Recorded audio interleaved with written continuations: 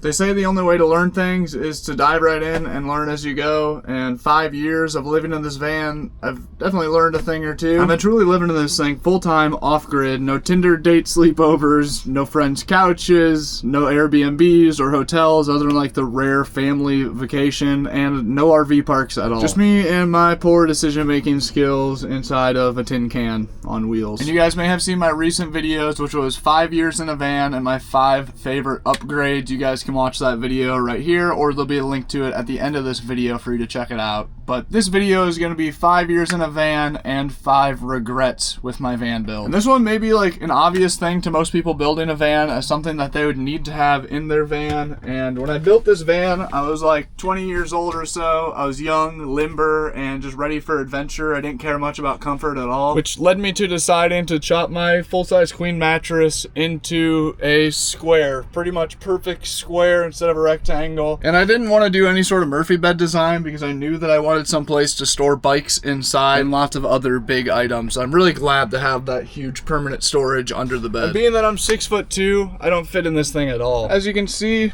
don't really fit in the bed too well. I had intentions of doing something with these booth seats where I'd be able to pop off the lid of this booth seat and have some sort of contraption, a little foot that would make me be able to put it somewhere like right here.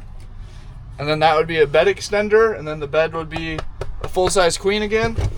But I never got around to it. It's been on the list of someday projects. And that leads me into number 2. It's this booth seat right here. Once again, when I was building the van, I was like 20 years old. I was skinny as heck. I was borderline malnourished, and I fit pretty good inside this booth seat, and I didn't care about comforts at all. But now I'm creeping up on 30 and lifting weights daily to try to not look like Napoleon Dynamite on a juice cleanse, and I legitimately cannot sit in this booth seat with my arms down by my sides anymore. My shoulders and myself have gotten a bit too broad.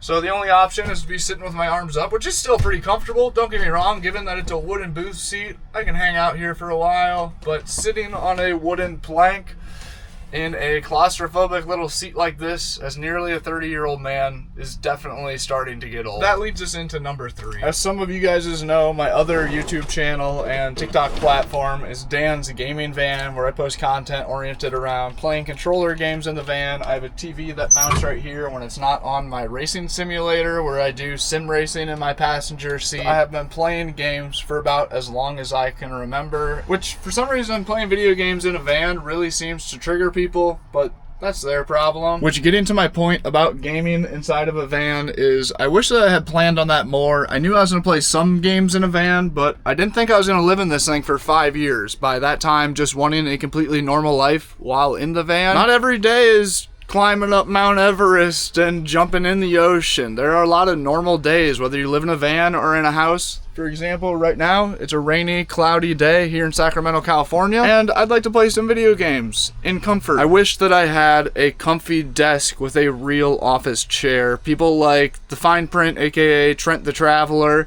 have got a dialed gaming setup with a nice monitor mounted and a comfortable, ergonomic gaming chair, which once again, a booth seat is only comfortable for so long, even with some crappy cushions thrown on. Number 4 is something that I go back and forth on, whether I'm glad that I did it or whether I regret doing it, and that is the fact that I have more counter space than a Home Depot kitchen display, and it's something that I use every day. I cook almost every meal that I eat inside the van, so I use all this counter space very commonly. But I could have been a lot smarter about how I had this much counter space. Originally planned on having some sort of cover for my oven like this, but would fit over it more properly, so then I could use that as all counter space. And same thing to be said with this sink. I planned on having some sort of piece of wood that would fit in this sink perfectly to make this all big piece of counter space. Those are just a couple more things that went onto my someday list, and someday has yet to come. Which, chopping out almost 2 foot of counter space on each side of my countertops and just covering my sink and oven to make up for that, would have possibly left enough room for number 5,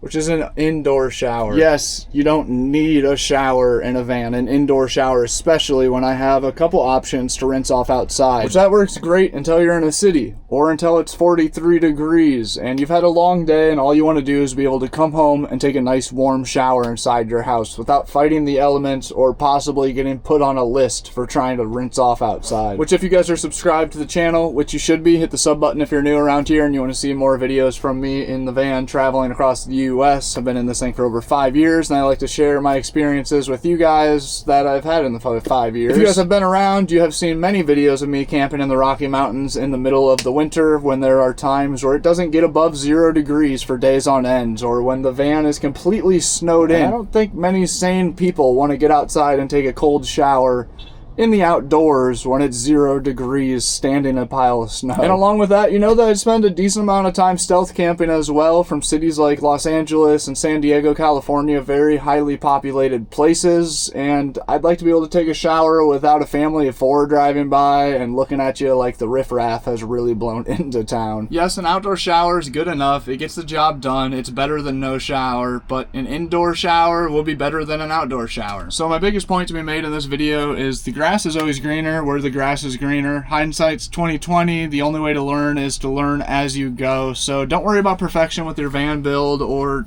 anything you do for that matter, because there's probably some alternate parallel universe where I did all of these decisions in the van, and if that was the case, you'd be watching a video of some guy complaining about how he doesn't need a queen size bed in the van, talking about how he thinks it was dumb to build a true gaming spot inside of a van and even plan on gaming in all these beautiful areas, wishing that he had more counter space, a nice dining spot, and whining about how he didn't need to put a full-size shower inside of his van. He never uses it and it's just a waste of space, which I'm sure you've heard other van lifers in this current universe complain about them having a shower and never actually using it, although I'm convinced that the vast majority of them are part-timers. I don't know if that's true. Maybe I'd regret having a shower in the van too, but I think any normal human living in any home for years on end, I think most normal people would appreciate having a shower in their house. I don't know.